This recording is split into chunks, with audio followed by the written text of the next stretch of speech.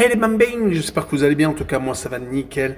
On se retrouve aujourd'hui pour une nouvelle vidéo sur la Bundesliga, la 27e journée entre le 28 et le 30 mars, avec le Bayer Leverkusen contre Bochum, le Bayern de Munich contre St. Pauli, Hoffenheim contre Augsburg, Wolfsburg contre Heidenheim, Mönchengladbach contre Leipzig, Kiel contre le Werder de Brême, Francfort contre Stuttgart, Fribourg contre l'Union Berlin et enfin Dortmund contre Mayence. Voilà, n'hésitez pas à venir nous rejoindre sur le site VIP et les réseaux sociaux, tout est à l'écran et en description. Également, n'oubliez pas de mettre votre petit pouce, votre petite critique positive ou négative, vos commentaires et n'oubliez pas de vous abonner. On est en train de tutoyer les 19 500. Merci encore. On jette un coup d'œil sur le classement où le Bayern de Munich est en tête avec 62 points. Deuxième, le Bayer Leverkusen avec 56. Troisième, Mayence avec 45. À égalité avec Francfort, mais avec un goal average plus important de 2 buts. Et également cinquième, Leipzig avec 42 unités. En fin de classement, 16e barragiste Bochum avec 20 points. 17e premier relégable Heidenheim avec 19. Et enfin Kiel, 18e,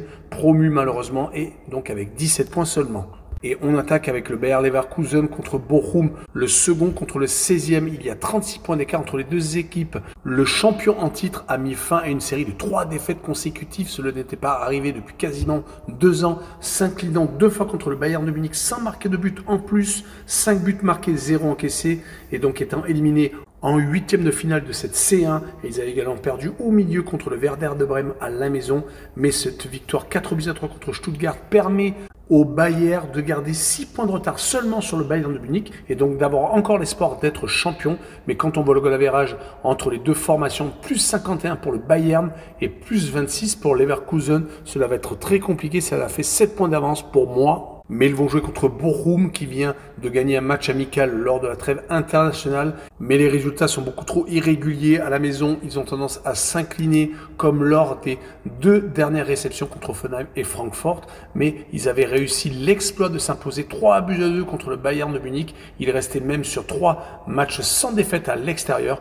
Mais contre les Bavarois, ils ont profité d'une expulsion car ils étaient menés 2-0 pour finalement renverser la situation. Sur cette rencontre, je verrai tout de même Leverkusen s'imposer 3-1 et se donner encore de l'espoir d'être champion d'Allemagne. Et je verrai Leverkusen avec le handicap moins 1,5 but et une cote à 1,66. Et on continue avec le Bayern de Munich contre St. Pauli, le leader, contre le 15e.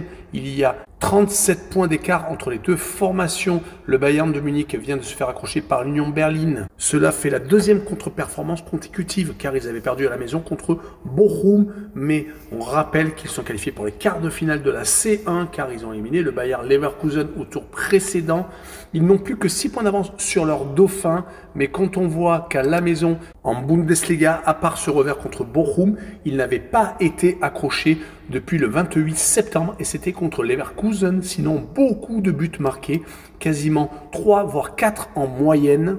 Ils vont jouer contre St. Pauli qui est donc le premier non relégable juste devant le barragiste mais avec 5 points d'avance tout de même, qui reste sur 3 matchs consécutifs sans défaite, 2 partages de points à l'extérieur à chaque fois contre Wolfsburg et contre le Hertha Berlin, mais c'était en match amical pendant la trêve internationale, et une victoire contre Hoffenheim. On peut quand même s'apercevoir qu'à l'extérieur, ils ne sont pas si ridicules que ça. Ils avaient tout de même réussi à battre Stuttgart et Heidenheim sur les 8 derniers déplacements.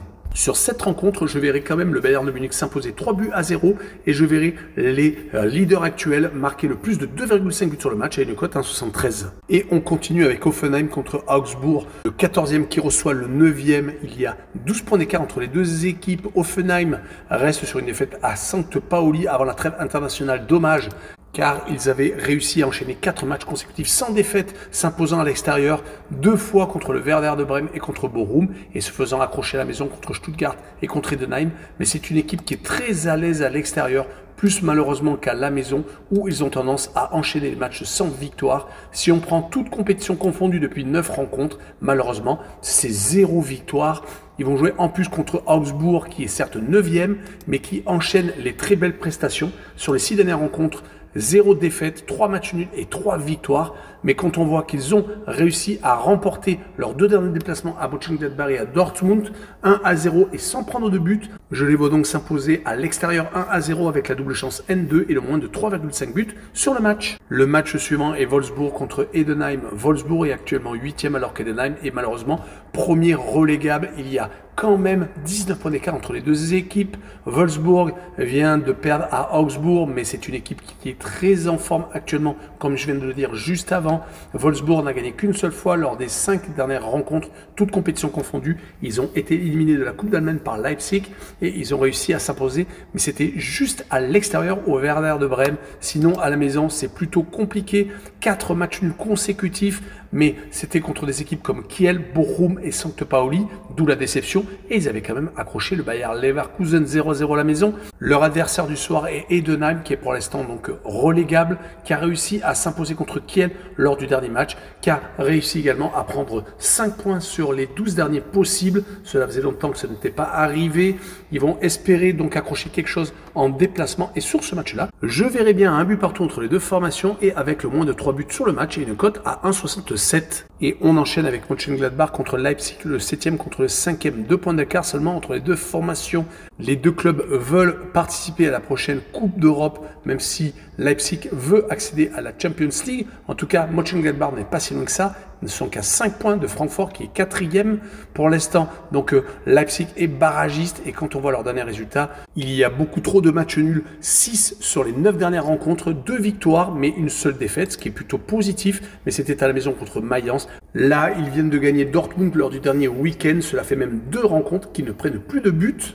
Mais ils vont jouer contre Mönchengladbach qui est également sur une belle période, surtout à l'extérieur, s'imposant lors des 4 derniers déplacements à Stuttgart, l'Union Berlin, Heidenheim et le Werder de Brême. À la maison, par contre, c'est peut-être un peu plus compliqué où sur les 4 dernières réceptions, ils n'ont gagné qu'une seule fois. Mais sur cette rencontre, je verrai bien encore un but partout avec le away no bet et le match nul remboursé 6 victoires de Leipzig à l'extérieur et une cote à 1,95. Et on continue avec Kiel contre le Werder, le 18e contre le 12e. 16 points d'écart quand même entre les deux équipes. Kiel est malheureusement dernier, le promu, essaie de lutter comme il peut pour ne pas descendre sur les dernières semaines. C'est plutôt encourageant. Une victoire à l'Union Berlin, un match nul contre Stuttgart. Mais ils viennent de chuter à Heidenheim, qui est également relégable comme eux. Ils ont quand même 8 points de retard sur le premier non relégable, mais ne sont qu'à 3 points du barragiste Bochum.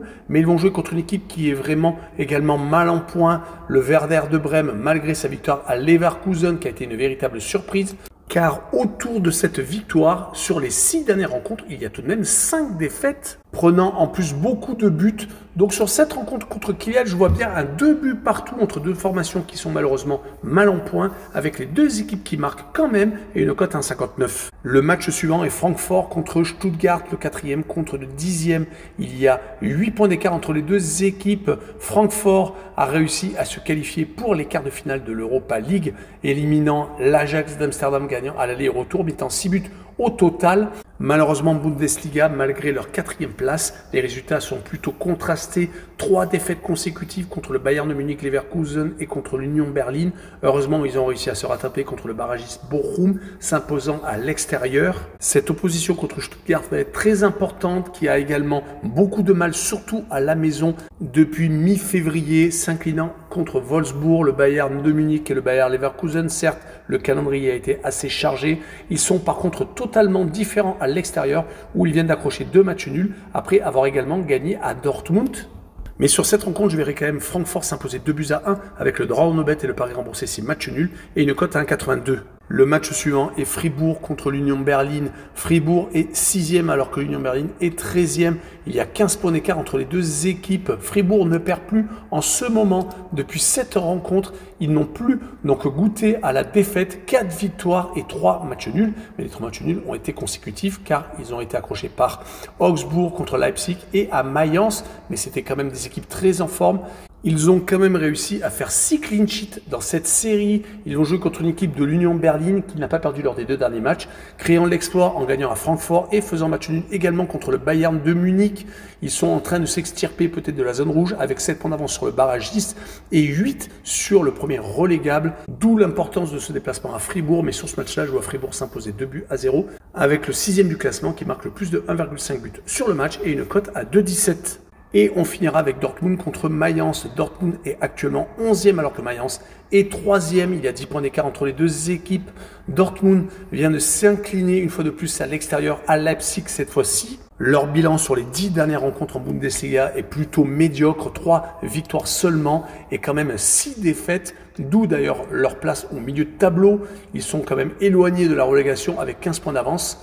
Et ils sont par contre qu'à 7 points des zones donc européennes. Espérons pour eux qu'ils aillent le plus loin possible en Champions League car ils viennent d'éliminer Lille et sont qualifiés pour les quarts de finale où ils vont bientôt rencontrer le FC Barcelone. Ce match contre Mayence va donc être très important pour préparer peut-être les futures échéances. Mais du côté de Mayence, c'est vraiment très solide. Ils sont actuellement dans les 4 premiers, n'ont pas perdu depuis 6 rencontres.